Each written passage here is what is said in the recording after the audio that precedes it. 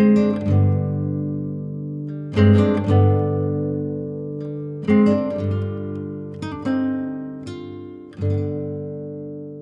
the Decay of the Art of Lying by Mark Twain, an essay for discussion read at the meeting of the Historical and Antiquarian Club of Hartford and offered for their $30 prize. It did not take the prize. Observe, I do not mean to suggest that the custom of lying has suffered any decay or interruption. No, for the lie as a virtue, a principle, is eternal. The lie as a recreation, a solace, a refuge in time of need, the fourth grace, the 10th muse, man's best and surest friend, is immortal, and cannot perish from the earth while this club remains. My complaint simply concerns the decay of the art of lying. No high-minded man, no man of right feeling can contemplate the lumbering and slovenly lying of the present day without grieving to see a noble art so prostituted. In this veteran presence I naturally enter upon this theme with diffidence. It is like an old maid trying to teach nursery matters to the mothers in Israel. It would not become me to criticize you, gentlemen, who are nearly all my elders and my superiors in this thing. If I should here and there seem to do it, I trust it will in most cases be more in a spirit of admiration than fault-finding. Indeed, if this finest of the fine arts had everywhere received the attention, the encouragement, the conscientious practice and development which this club has devoted to it, I should not need to utter this lament, nor shed a single tear. I do not say this to flatter. I say it in a spirit of just and appreciative recognition. It had been my intention, at this point, to mention names and to give illustrative specimens, but indications observable about me admonish me to beware the particulars and confine myself to generalities. No fact is more firmly established than that lying is a necessity of our circumstances. The deduction that it is then a virtue goes without saying. No virtue can reach its highest usefulness without careful and diligent cultivation. Therefore, it goes without saying that this one ought to be taught in the public schools, even in the newspapers. What chance has the ignorant, uncultivated liar against the educated expert? What chance have I against against a lawyer?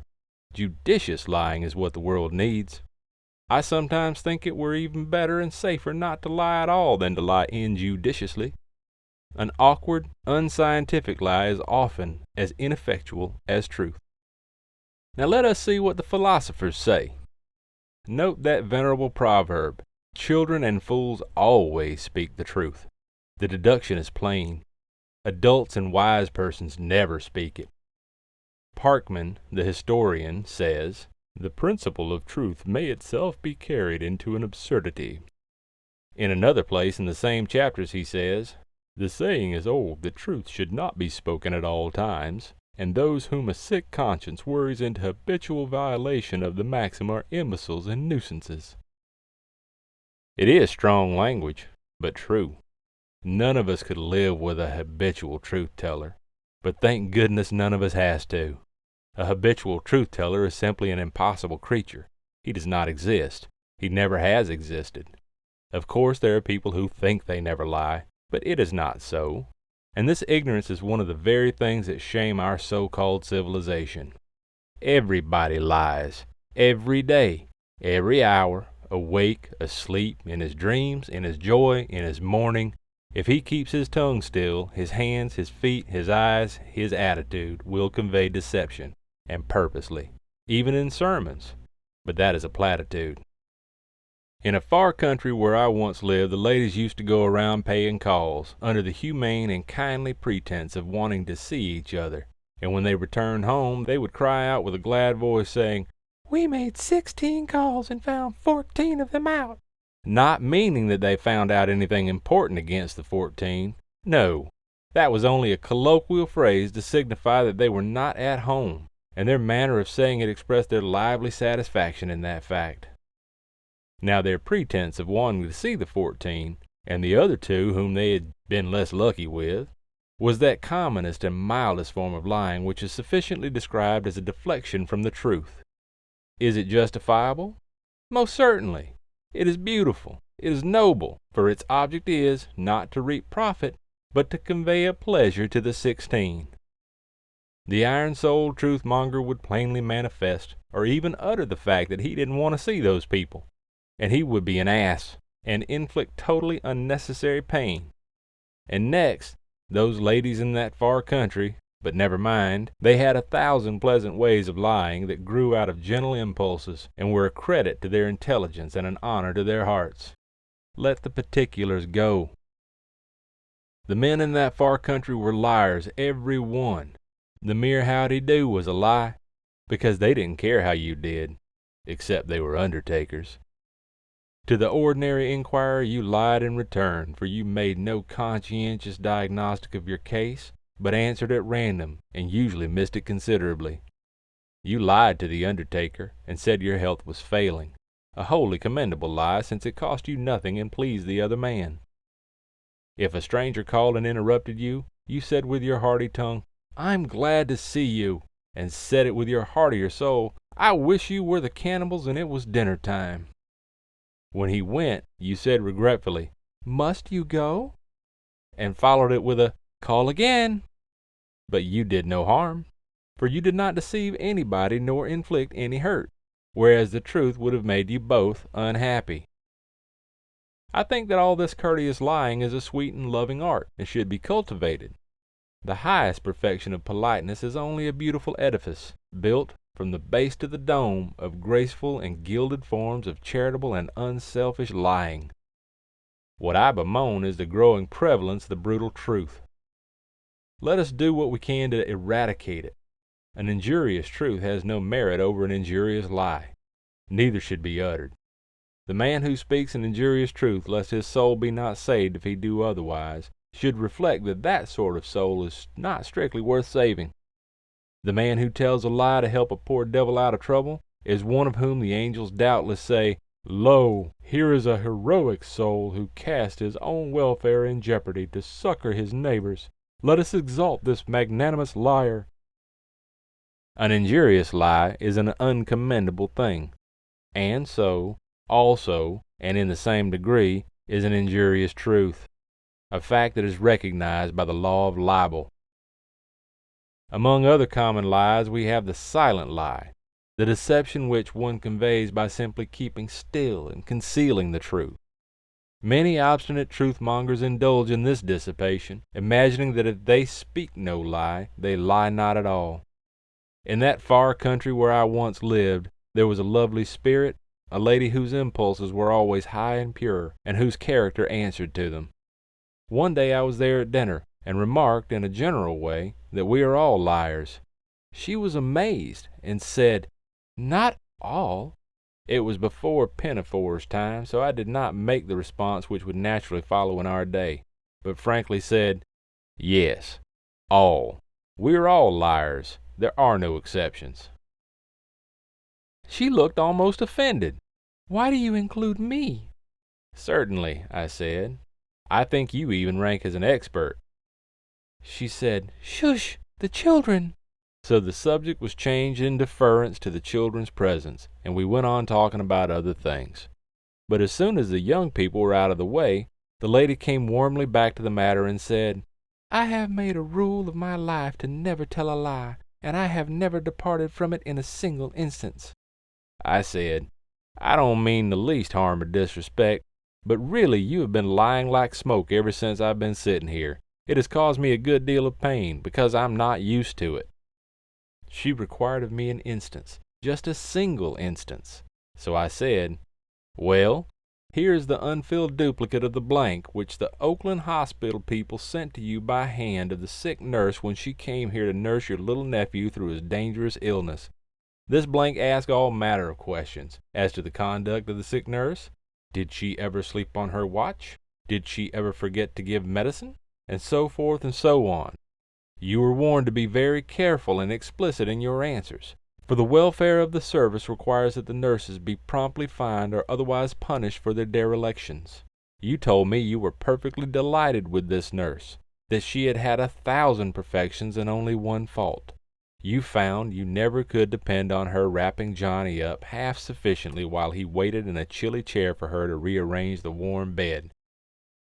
You filled up the duplicate of this paper and sent it back to the hospital by the hand of the nurse. How did you answer this question? Was the nurse at any time guilty of negligence which was likely to result in the patient's taking cold? Come, everything is decided by a bet here in California. $10 to 10 cents you lied when you answered that question. She said, I didn't. I left it blank. Just so. You have told a silent lie. You have left it to be inferred that you had no fault to find in that matter. She said, Oh, was that a lie? And how could I mention her one single fault, and she is so good? It would have been cruel. I said, one ought to always lie when one can do good by it. Your impulse was right, but your judgment was crude. This comes of unintelligent practice. Now observe the results of this inexpert deflection of yours. You know Mr. Jones Willie is lying very low with scarlet fever.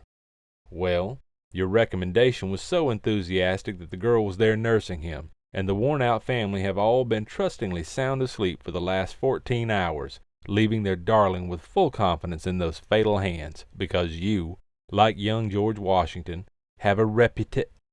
However, if you are not going to have anything to do, I will come around tomorrow and we'll attend the funeral together. For, of course, you naturally feel a peculiar interest in Willie's case, as a personal one, in fact, as the undertaker.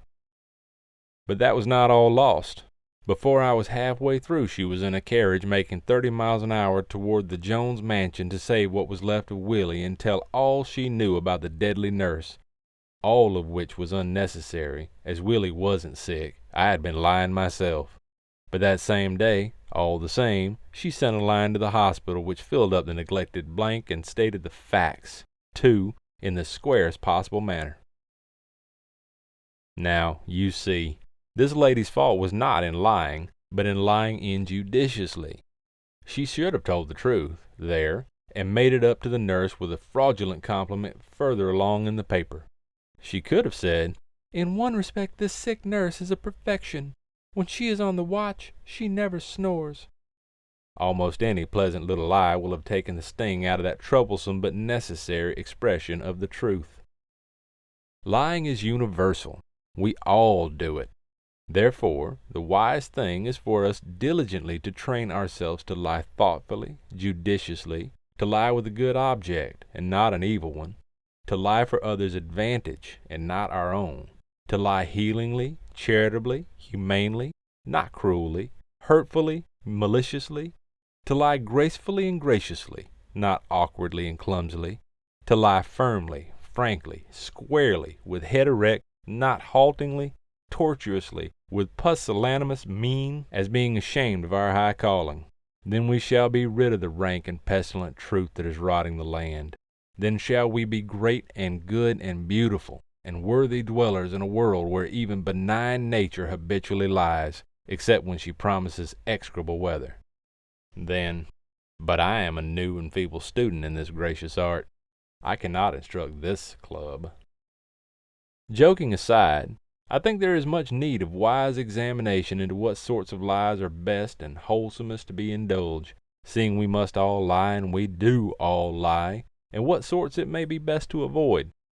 And this is a thing which I feel I can confidently put into the hands of this experienced club, a ripe body who may be termed in this regard, and without undue flattery, old masters. At Forest Farm Foods, we want to introduce local communities to the bounty which exists all around them. We are buying land to create sustainable agroforests. In existing fields, we will reforest with nutritious nut and fruit trees, shade-tolerant berry-producing shrubs, and cover the ground floor with perennial, edible, and medicinal plants and herbs.